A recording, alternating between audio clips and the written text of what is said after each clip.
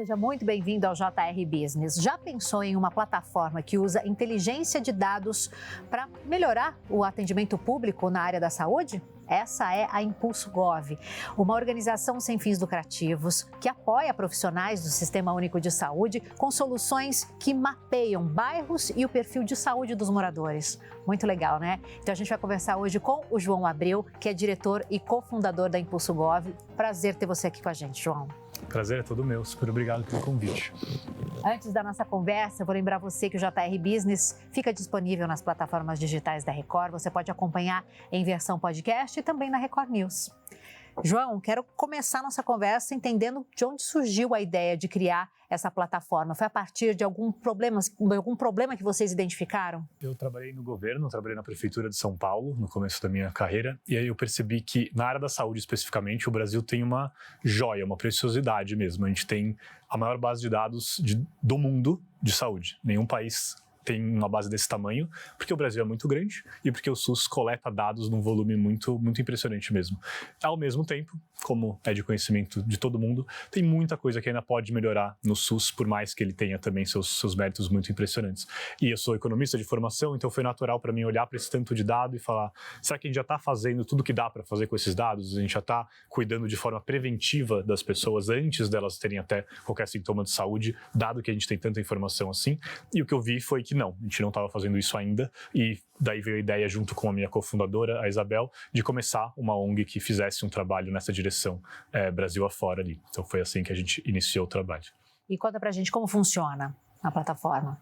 A gente desenvolve um software que é capaz de, em cada cidade que a gente trabalha, mostrar quem são as pessoas que o SUS está deixando para trás. Então imagina que em determinado bairro a gente tem gestantes que não estão fazendo pré-natal, ou a gente tem crianças que não estão vacinadas, ou a gente tem pessoas com doenças crônicas, diabetes, hipertensão, que não passam no médico há 2, 3 anos.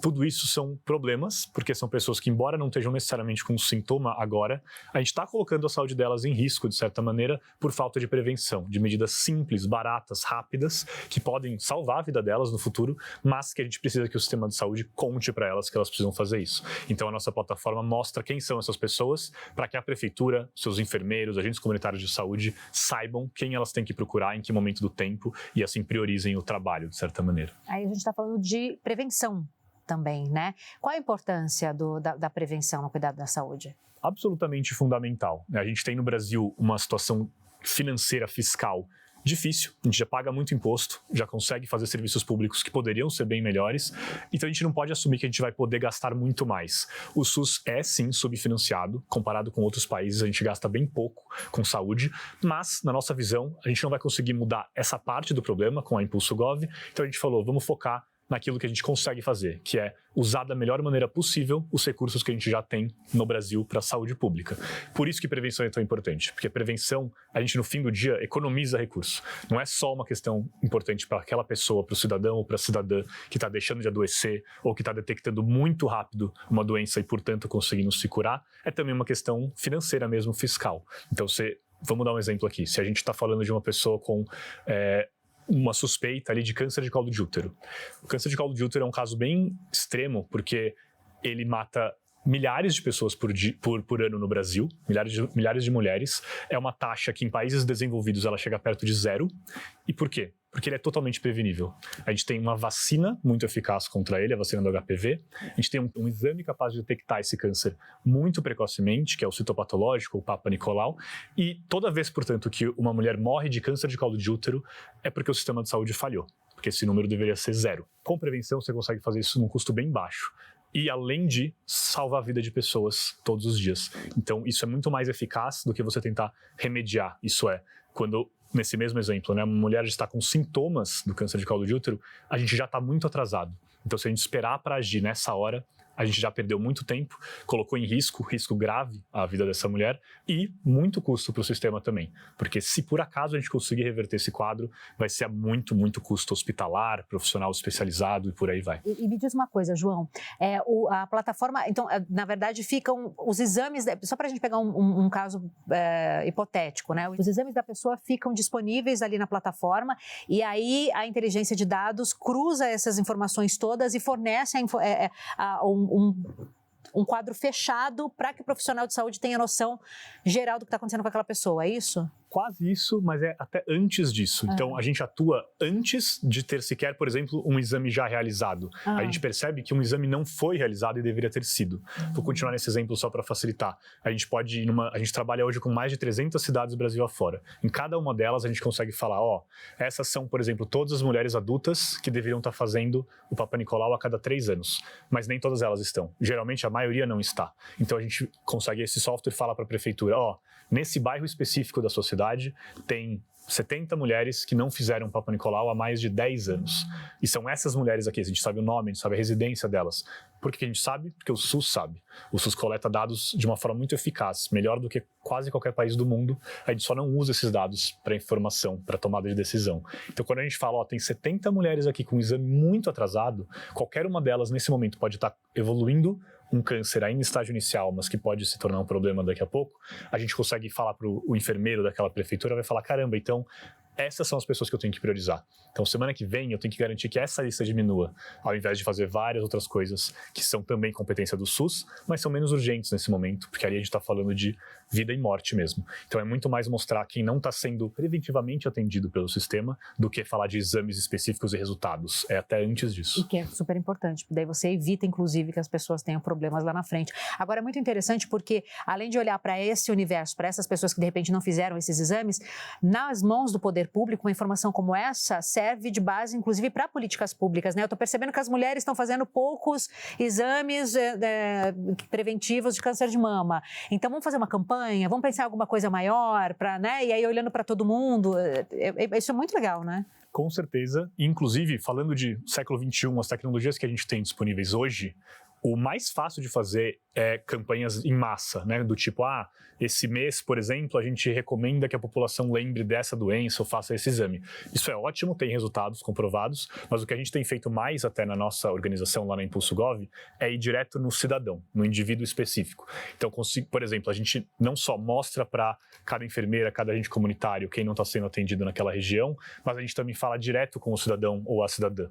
Então, para ficar nesse mesmo exemplo, a gente consegue mandar mensagens utilizando o WhatsApp, por exemplo, para mulheres que não fizeram esse exame preventivo ou não tomaram uma determinada vacina e por aí vai, e falamos, olha, esse exame aqui não aparece no banco de dados. Então, ao que tudo indica, esse exame não foi feito.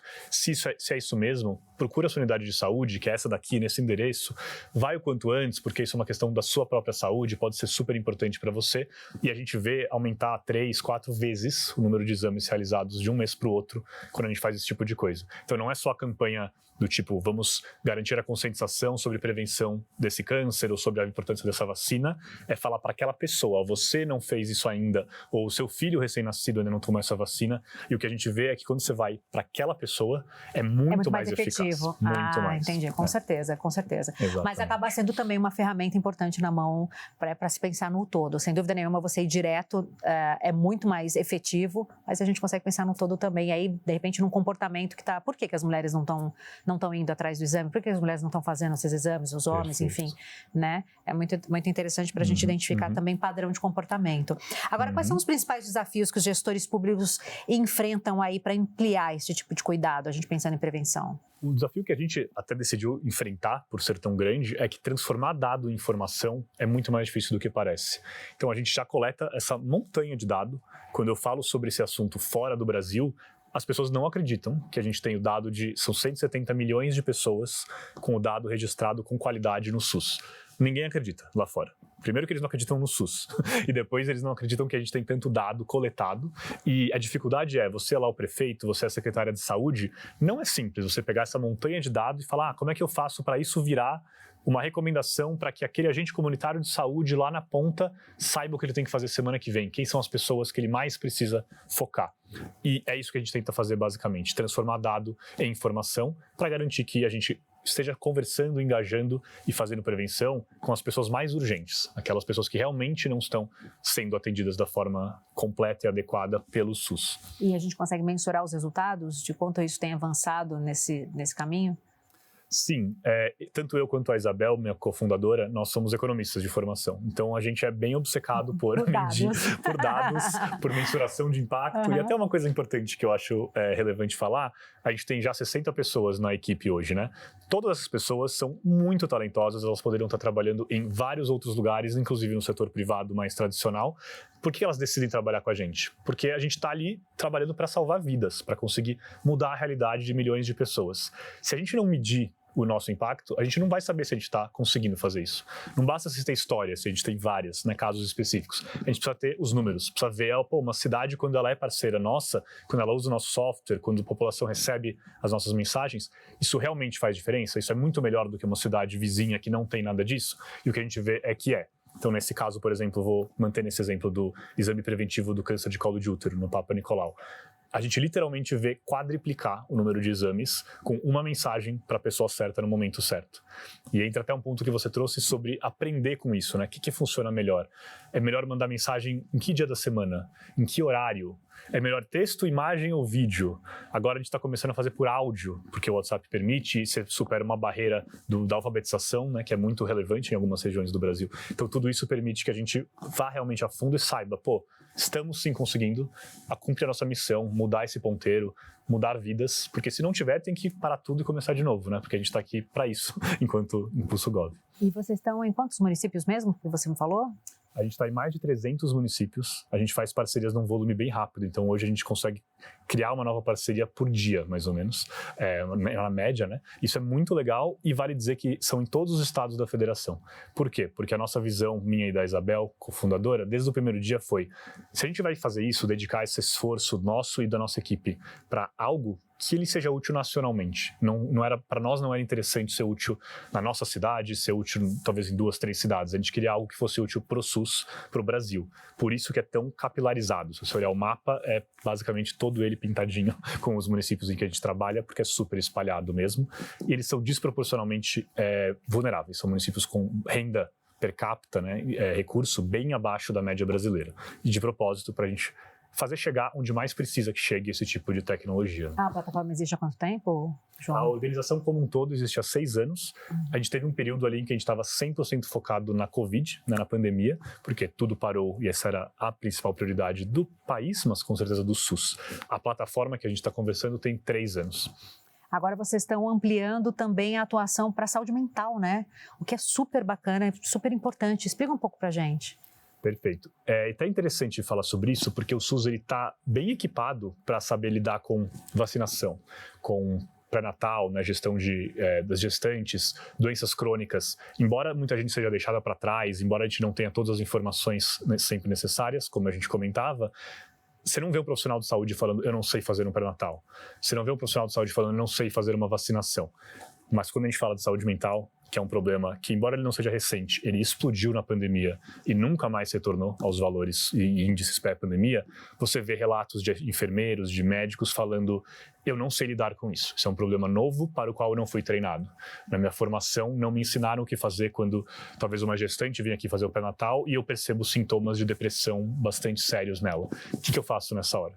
E, ao mesmo tempo, ele é uma das principais causas de sofrimento evitável no Brasil e no mundo, o tema da saúde mental, mas o SUS não está preparado para lidar com isso ainda. A gente tem estruturas para casos muito graves, mas a gente não tem estrutura para casos leves, moderados, que são a imensa maioria e que podem evoluir para mais gravidade se você não age rápido. Então, o que a gente fez aqui ao perceber esse problema grande, a gente descobriu e desenhou intervenções pequenas, treinamentos, formações, para que esses profissionais se sintam mais preparados para, no mínimo, saber diante do que eles estão. É um caso de depressão leve? É uma sintoma moderado? É um sintoma grave?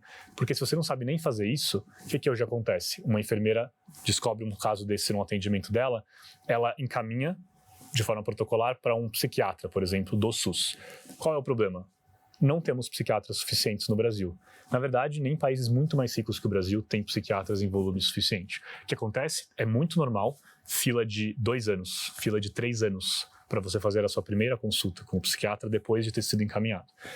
É um encaminhamento fantasma, né? É uma ficção, é um pedaço de papel que não vai, infelizmente, de fato beneficiar aquela pessoa. O que a gente percebe não precisa ter esse encaminhamento sempre. É uma reação por falta de informação. Tem casos que precisam, tem casos que não precisam. Hoje a gente manda os dois para a fila, por isso que a fila fica ingerenciável e essa pessoa, na verdade, nunca consegue atendimento, ou consegue no momento em que ela já está muito agravada. Então, o que a gente ensina a esses profissionais, com metodologias internacionais bem reconhecidas, vamos separar quem é caso grave, quem é caso médio, quem é caso leve. E nos casos leves, a gente consegue fazer o acolhimento na própria unidade de atenção primária, que a gente chama, na parte de prevenção, no postinho de saúde, para usar o termo coloquial, e não no ambulatório, onde você vai ter, de fato, um psiquiatra ou num hospital. Com isso, você desafoga a fila de quem realmente precisa do profissional especialista, que é tão escasso no Brasil e no mundo. Então, essa triagem facilita muito a gestão do sistema e permite que seja muito mais eficaz. Nossa, John, estou impressionada. Muito incrível esse trabalho, assim, importantíssimo. E a gente fica pensando como não existia antes, né? E que bom que existe agora, que bom que vocês estão nesse caminho. Muito legal. João, quais são os principais desafios que a Impulso Gov enfrenta hoje? O principal desafio que a gente tem é como é que a gente dá escala a nível Brasil para tudo que a gente está fazendo, né? Porque o que a gente já consegue descobrir? Quando a gente trabalha em cada município que a gente trabalha, a gente tem impactos muito importantes e no fim do dia, esses impactos salvam vidas. Seja porque a gente conseguiu fazer uma criança não vacinada receber essa vacina, fazer uma pessoa descobrir um câncer em estágio inicial e se curar sem isso ter complicações lá na frente e por aí vai. O principal desafio hoje para a gente é como é que a gente faz isso em uma escala cada vez maior, sem que a gente precise expandir nosso time, a nossa operação de um jeito que seria insustentável, porque o Brasil tem 5.570 municípios, né, e a gente está em apenas 300 e muitos aí Brasil afora. Então esse para nós é o principal, a gente está tentando aí diversos caminhos para isso. E João, você contou que vocês fazem parcerias com as prefeituras, né? E de onde vêm os recursos para que vocês se mantenham? Então, esse ponto é super importante. Todas as nossas parcerias, essas mais de 300 que a gente fez até hoje, foram de forma completamente gratuita. Então, a prefeitura não tem nenhum desembolso de recurso para isso ser viabilizado, para a gente se tornar parceiro. Por que essa opção? Porque a gente sabe que os municípios que precisam desse tipo de apoio, desse tipo de produto, né, de software, de ajuda, são muitas vezes as prefeituras que têm menos condições financeiras, e isso é, por si só, um motivo da gente ter optado por um modelo em que é gratuito. Mas aí, de onde veio o recurso, né? Porque a gente tem 60 pessoas na equipe, então é preciso ter fonte de financiamento e é essencialmente uma organização filantrópica. Então a gente recebe doações, às vezes são de empresas que têm braços filantrópicos, de empresas brasileiras e internacionais. Tem ONGs brasileiras que têm recursos de algum lugar, de uma família, por exemplo, que apoiam a gente também e até mesmo indivíduos específicos que decidem apoiar a nossa missão. Sejam pequenas doações via nosso site mesmo, que ficam sabendo, ou pessoas com mais recursos que podem fazer doações maiores, mas é tudo de forma completamente gratuita para essas prefeituras, para que a gente chegue onde é mais necessário e é dessa maneira que a gente se sustenta hoje em dia. E quem quiser doar, quem quiser contribuir, como é que faz? O nosso site tem uma aba ali sobre como doar, é muito simples, é uma transferência, um Pix, né, hoje em dia, e a gente fica super agradecido quando isso acontece, porque é dessa maneira que a gente consegue garantir que a gente tenha uma equipe excepcional e ao mesmo tempo não gere ônus, né, não gere dificuldades para os municípios que mais precisam terem esse tipo de apoio. E vocês fecharam recentemente uma parceria super importante com o Ministério da Saúde, né? Exatamente. Conta o que contempla essa parceria. Então, a gente, muito recentemente mesmo, fechou há poucas semanas atrás uma parceria de 5 anos com o governo federal, mais especificamente com o Ministério da Saúde. Por quê? Porque após vários meses aí de conversa, a gente explicou para eles o que a gente estava fazendo, aonde a gente estava fazendo, quais eram os resultados, e a gente despertou um interesse que sempre foi o nosso objetivo desde o primeiro dia que a gente começou a organização, que foi o próprio Ministério falar, caramba, no cenário ideal, isso devia estar no Brasil inteiro. A gente gostaria de ver esse tipo de coisa no SUS como sistema, e não em cada cidade em que a Impulso tem o poder e a influência de atuar.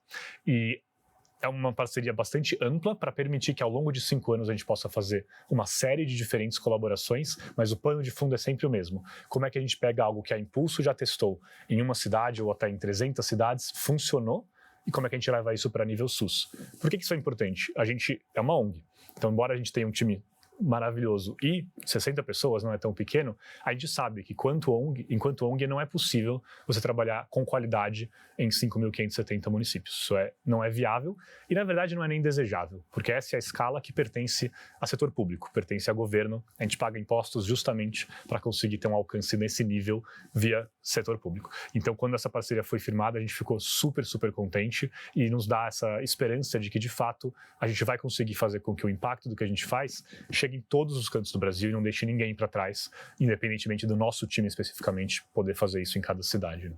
Agora, João, a gente quer saber um pouquinho sobre a sua trajetória. Conta um pouco do teu caminho até aqui. Boa. Eu sou nascido e criado em São Paulo, capital. Costumo dizer que é uma trajetória geográfica bem sem graça. E eu fiz economia na USP, na Universidade de São Paulo. Me apaixonei. Não são todos os meus colegas de sala que gostavam do curso, mas eu gostava bastante. E especificamente, desde a faculdade, eu fiquei bem interessado na parte de política pública, de governo, porque eu olhava para desafios que o Brasil tem, inclusive até hoje, do tipo, o tamanho da nossa desigualdade social é muito abissal, né? Tem poucos países com uma situação tão crítica. Por que o bairro que você mora, o CEP que você nasce, determina em grande medida o seu futuro?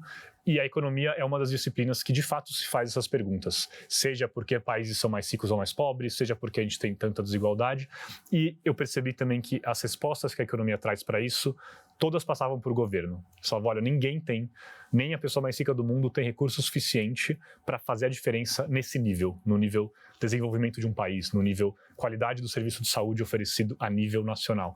Então isso foi me deixando interessado nessa história de governo, de política pública. Eu tive o privilégio de comecei como estagiário na Prefeitura de São Paulo, em um momento ali em que estava uma equipe super bacana de inovação, de parcerias público-privadas, que me deixou muito inspirado. Meu chefe brincava que quando a mosquinha do setor público te pica, você é uma doença crônica incurável, você fica com ela para sempre, e comigo foi assim. Eu fiquei super inspirado, até porque na sua própria cidade é diferente, né? Quando você está trabalhando com algo que você conhece os bairros, você sabe do que você está falando em cada projeto ali de infraestrutura urbana, de transporte, de saúde também. Então aquilo ficou comigo. Eu fui depois fazer um mestrado em política pública para aprender mais sobre isso lá nos Estados Unidos, na escola de governo de Harvard, chama Harvard Kennedy School.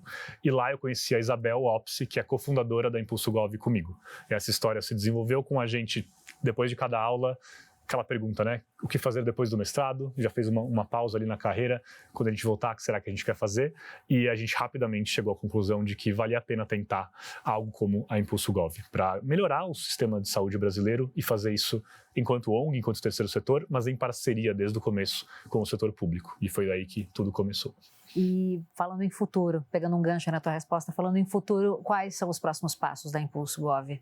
Eu dividi em duas formas aqui. A parte da escala, quantas pessoas a gente consegue atingir, e a parte do o que a gente está fazendo e quão relevante isso é para o SUS.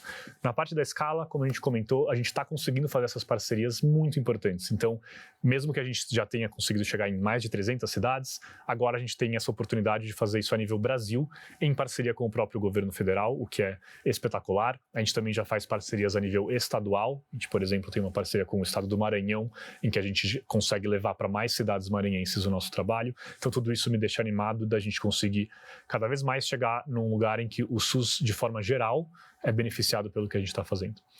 E tem a parte do o que nós estamos fazendo, porque a gente não acha que os produtos que a gente tem hoje deveriam parar por aí. Tem muita oportunidade, dá para a gente mudar muito mais esse ponteiro, ter muito mais impacto ainda em cada cidade, em cada pessoa que a gente impacta.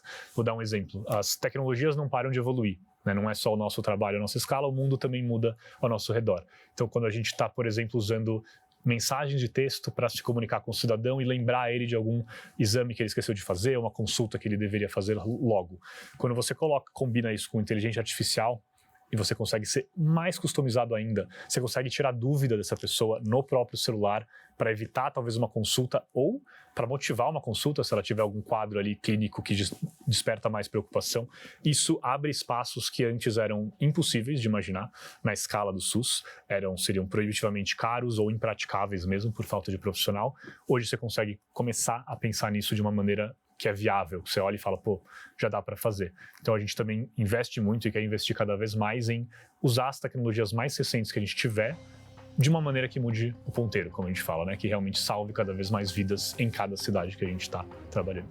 João, prazer enorme ter você aqui com a gente. Muito obrigada, parabéns pelo seu trabalho, incrível, pelo trabalho da sua equipe toda, muito legal, nobre, enfim, só elogios. Obrigada mesmo pela tua participação aqui com a gente. Obrigado você, obrigado pelo convite.